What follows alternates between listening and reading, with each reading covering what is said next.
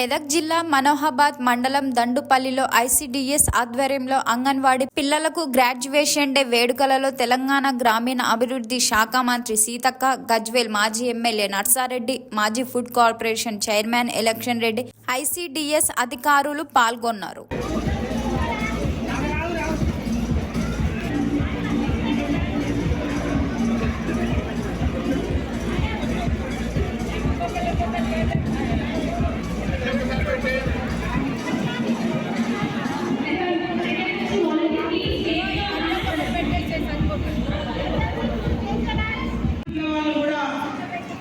Private స్కూల్లోకి వెళ్ళాలని ఆసక్తి చూపుతా ఉన్నారు. తల్లిదండ్రులు ఇంట్లో కష్టంగా ఉన్నా, పూట గడవడం కష్టంగా ఉన్నా మరి మన పిల్లల్ని ప్రైవేట్ స్కూళ్ళలో పంపాలి అని నర్సరీ నుంచే వాళ్ళని పంపిస్తూ ఉన్నారు.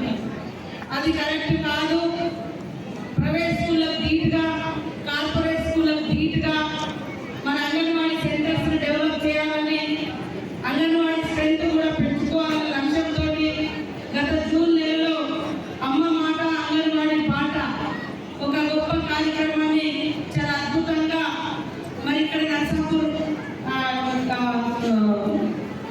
ప్రాజెక్ట్ ఆధ్వర్యంలో మరి నిర్వహించినందుకు అధికారులకు అందరినీ కూడా, మా ఐసిడిఎస్ అధికారులందరినీ కూడా అభినందిస్తా ఉన్నాం.